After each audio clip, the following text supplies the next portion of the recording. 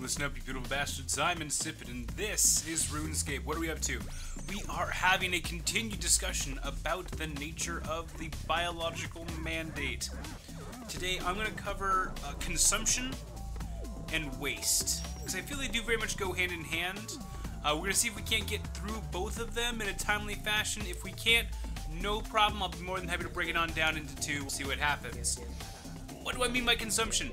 There are three primary mechanisms by which we engage in consumption as just a creature, okay? Eating, drinking, great, good, right? That makes sense. Need that to survive, biological mandate, pretty well achieved. The third is general consumption. Resources used in the commission of being alive. Waste generated from building houses. That is a perfectly good example of consumption. We consumed a resource to make a building. We need houses to house people. We need wood to burn fires. Fires keep us warm and alive. Fires are used in our industry, often to help us build, say, houses. Making a doorknob means we need to collect metal, mine it, and then smelt it, and then shape it. That means we need crafters, craftsmen who engage in various product creations that are then consumed in other projects. So we're consuming resources directly from the earth, we're tearing out trees, we're tearing out ores, and then we're also consuming the products of that, the creation of houses, the creation of doorknobs, etc. And so it is our nature, then, that we would seek out resources to consume, and that ultimately there is waste left over from that consumption process. That waste can also be the biological waste, which equally needs to get taken care of. You ask yourself about questions of gangrene and other horrific diseases throughout the ages, and then you build those correlations between how good are we at separating our water drawing resources from our waste excreting resources. Here's the really big trick, okay? When you're drawing water, do it from upstream of your city. When you're getting rid of waste, get rid of it downstream from your city. Upstream, it's clean. We're not dumping our poop here. Downstream, great. We're done getting our drinking water. Huzzah! Now, you might be wondering yourselves, why are you going off on this tangent? This is a perfect example of the interaction between biological mandates, and it's a perfect example of why design by mandate, I'm already full, haha, design by mandate is also equally important. You need to design your cities, your towns, your home based on the fact that you are going to have these biological mandates. You can go ahead and try and build a house without a toilet. That quickly becomes something called an outhouse, or a pit toilet, or in a hole in the ground that I poop in so that I do not have that where I'm eating and sleeping. There's an entire idiom built around the idea that you need to keep these things separate. Don't shit where you eat, don't sleep where you eat, and then don't shit and sleep where you don't shit and eat where you sleep. See, it's a nice big circle. Don't do those things in the same spot. It's the sheer simplicity of that is designed to keep yourself healthy and alive. Don't die because you're doing this to yourself. Hi. Let me just go ahead and click that, huh? Hey, button pressing. Bajow! Good, nailed it. And so, otherwise, the active consumption. There are some instances where we have mandated non-eating of foods. There's some reasons for that.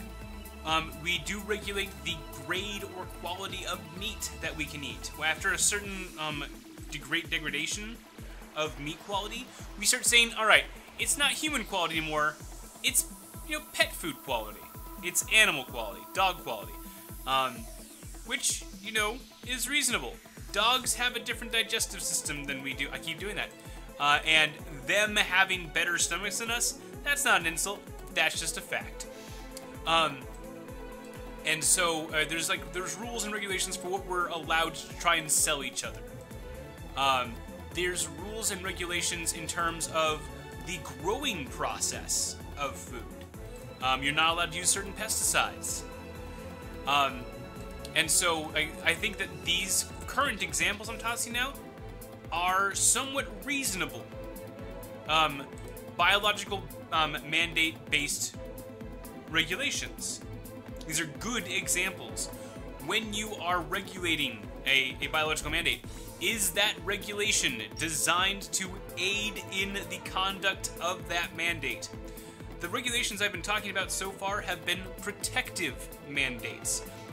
They are designed to go, whoa, whoa, whoa, you can eat this, but first we're gonna insist that this company tests the food first. We'll make sure this company only sells it if it won't hurt anybody. That's not interfering with a biological mandate. That's preserving a biological mandate. If your means of taking care of a mandate results in people dying, you're breaking it. You're breaking the rules. That's cheating. That's not how that works.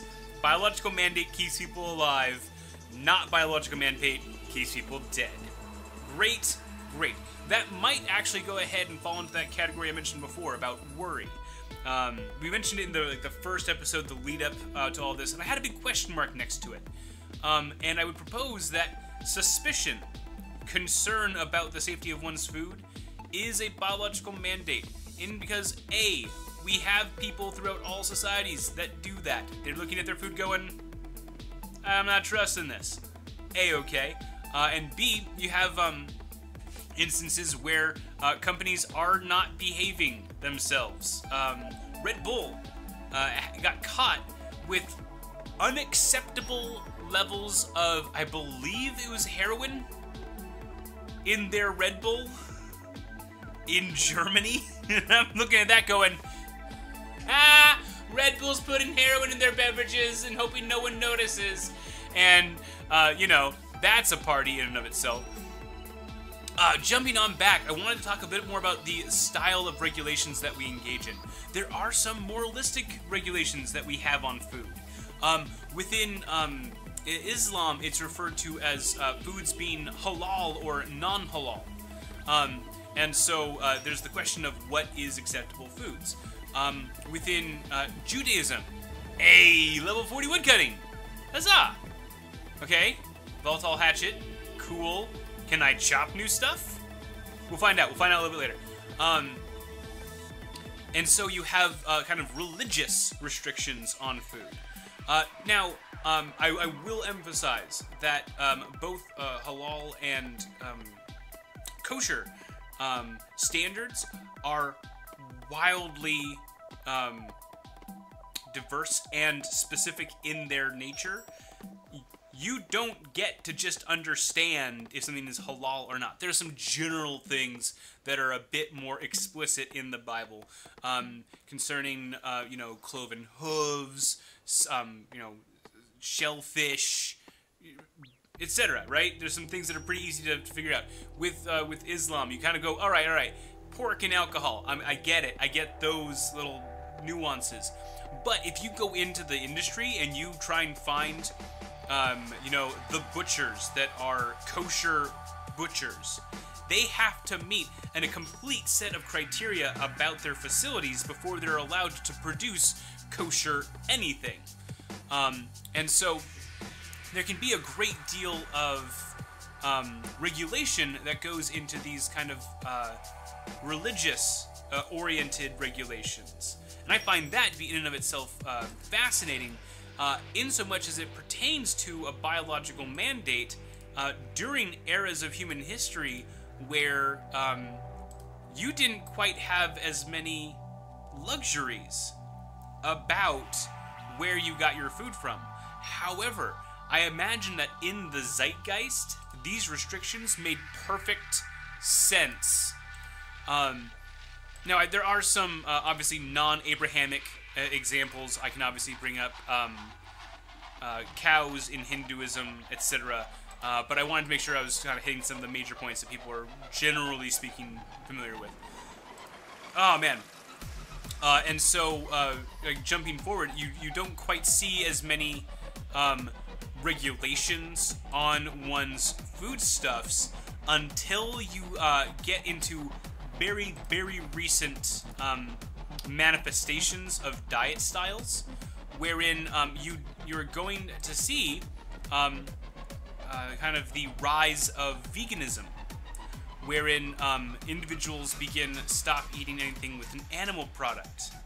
And while that is not anything formally regulated by governance, it is something that is becoming stronger as a capitalistic mandate, wherein there is a huge market of individuals who no longer wish to eat meat products, and there's an opportunity to have products marketed to them to kind of capture that market.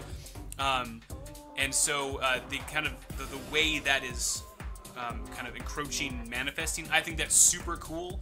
I have not seen any efforts from that camp to have it introduced as a regulation. There are other camps, however, that have, in our more modern era, done it in a more explicit fashion. Unsaturated sugars, I believe, was it polyunsaturated sugars? I might want to go ahead and read up on the science on this. I might try and come back to this particular topic later to make sure I'm giving you guys the most optimal information. Please, by all means and ever and always, read up on this on your own. But the amount of added sugar that companies are allowed to put into their products, especially in the fast food industries, and how we've begun regulating about that to try and protect people from corporate behaviors. And I find that to be particularly fascinating, that in the 2 times that we have brought up the question so far of what are the regulations that we put on food, both in the past and then right now in terms of how we try and protect the consumer, so far the answer has been, well, you know, overall it's okay, it's just companies, yo. They like selling stuff. They're really good at it. And they don't always tell people that what they're selling them is dangerous.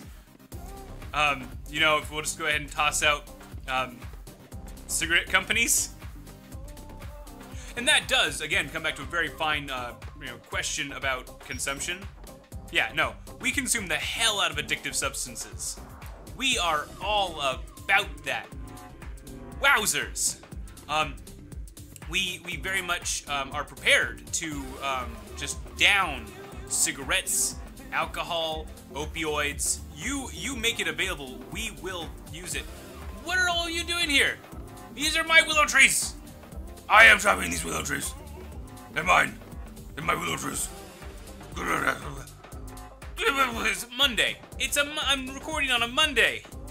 Get out of here. Go home.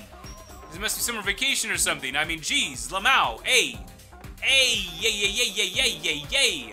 Hey, would you look at these fellas? Look at them, just mining my stuff, consuming my resources while I'm trying to use them. Wowzers, am I right, fellas? Hey, are you picking up my ash? That's my ash. I don't actually need that. I'm trying to be upset right now. But that's more so as a matter of haha, as opposed to any real good reason. Not that anyone ever has particularly good reasons to just get upset for no reason, unless, of course, it's incredibly hilarious. That all very much aside, I feel that we have done a very fantastic job of covering the topic of consumption as a biological mandate. I might bring up addiction as a topic another time, right? Because that is an instance in which you have the biological mandate, but our body's reaction to dopamine goes to the next level and goes, hey, we know that this is something that you need to do, because if you don't, you will literally die. But let's go ahead and accidentally take it to the next level and have you do it so much you literally die. So yeah, that might actually be like the follow-up to the biological mandate series. We'll see what happens. But until then, I've definitely got to come on over here and say a big old thank you to these fine people. These are the people that make these streams and videos possible. Thank you very much. I certainly can't do this without you. And with that, it's been real. It's been fun. I'm going to catch you guys on the flip side. Take care, everybody.